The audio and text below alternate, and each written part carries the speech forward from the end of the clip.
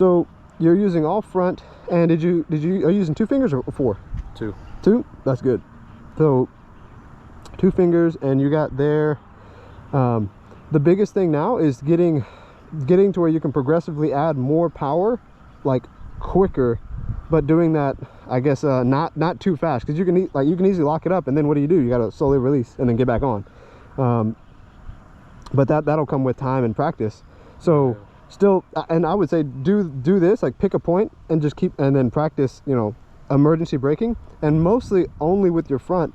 When we get the rear, that'll be good too, you can add it in. But your rear, so we talked about how the weight all goes to the front. So if the weight is all going to the front of the bike, that means that your rear is getting lighter, like, so it's transferring this way. And so if you're using the rear brake and you're using a lot of the front, the weight's going to transfer, and the weight is getting less on the rear tire, so it's going to lock up quicker. So now you're all on the front braking and your rear wheel is locked up. You don't want it to lock up, because now it's gonna, there's nothing stabilizing it. That's why people don't use the rear, because you want the rear to be in contact with the rolling with the ground, because as soon as that locks up, then you're sliding and on one wheel. Like that's what like racers do. You know, that's what racers do, but we're not there yet. And but then once you get to that point, you're like, well, if I have to barely touch the rear brake for it not to lock up, how much are you actually braking with the rear? You're not really braking that much at all. And that's why you'll see with the pictures on the MSF, like you can brake, you know, it takes this long to brake with the front, and it takes a lot longer to brake with just the rear. But if you use both, it's only slightly better than just braking with the front. So when we get your rear brake, you can use it less, basically. Okay. But it'll be, either way, it's your preference. You just don't want to get comfortable using 50-50, and then when you get to that point of, oh shit, someone put out in front of you, you lock up your rear because you're using 50% on your rear and 50% on your front, and you're just not using the whole front. You can still use a lot more front than you can in the rear. That's what we're trying to do here, is like see how much you can use in the front, because that's all your braking power. When you add the rear, you're adding another 10%. It's like, oh, okay, well now what's 10%? Like what? Yeah. Now if it's in gravel, that's when you want to be like, okay, I need both, because you want to really be careful with that. Or rain stuff. Rain, you definitely use more. You be careful. Yeah, it's like you just be careful all in the rain. And but yeah, do that a few more times. I want to see if you can get a little bit better. And now that you saw like what can happen and what locking up feels like, it's okay to it's okay to do that, but you just want to make sure you're going on smooth, so that you don't like lock up and then get off. That's really it. So just do that a few more times, and we'll see what it turns into.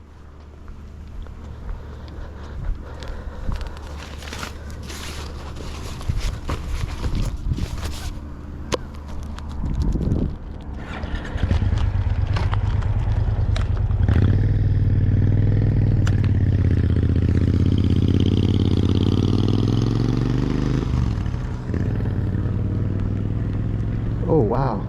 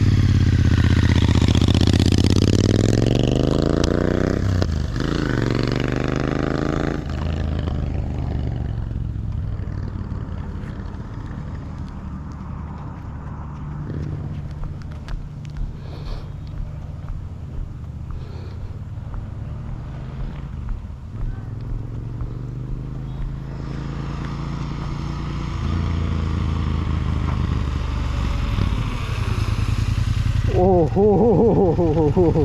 that's improvement there. Yeah, that's a big one.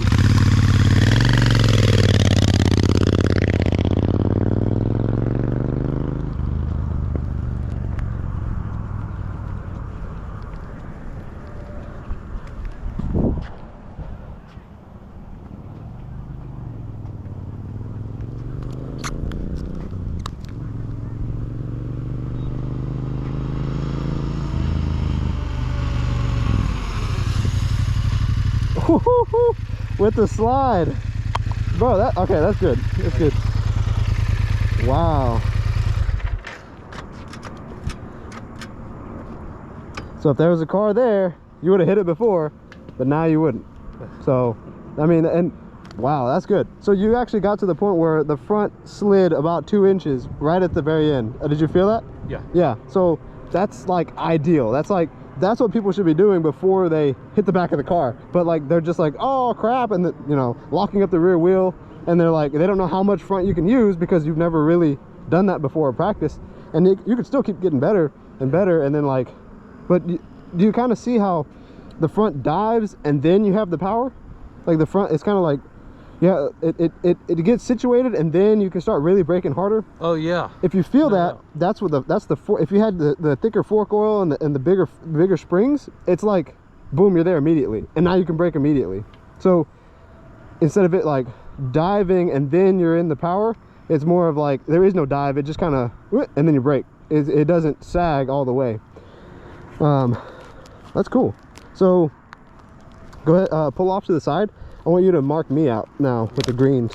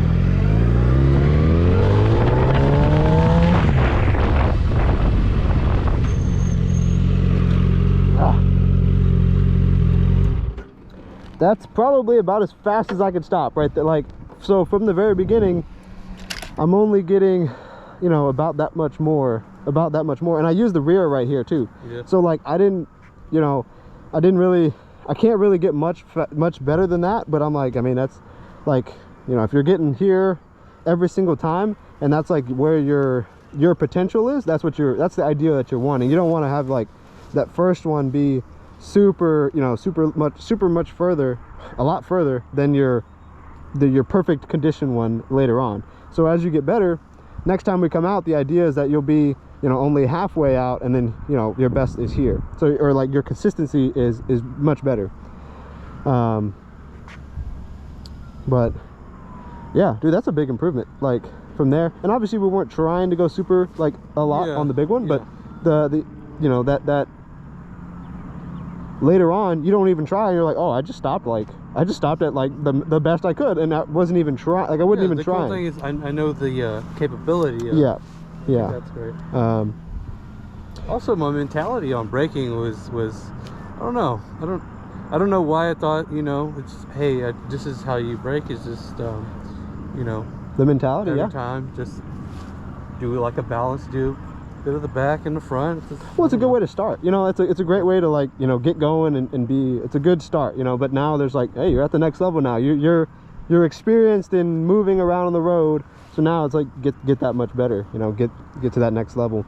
I'm feeling that. So that's cool. So braking, we did pretty good. With now the next thing I would say to work on is, an easy way to use this is like, let's come along this line right here and then make a U-turn. So the way you've been making U-turns over there, yeah. So it doesn't matter where, but make a U-turn, and then I'll put a cone at how tight you're able to come. Okay. So we'll start out by, you know, hopefully go maybe to here, and then you can make it before you touch the other, you know, or before you hit the curb, I would hope. And then, you know, keep coming tighter until you can get it between the lines, and then between, you know, as tight as you can. You want to make the U-turn between those cones? I mean, yeah. like so use right the line. The cones, and then that's when I'll... Yeah, I'll show you here. Move my bike and I'll show you.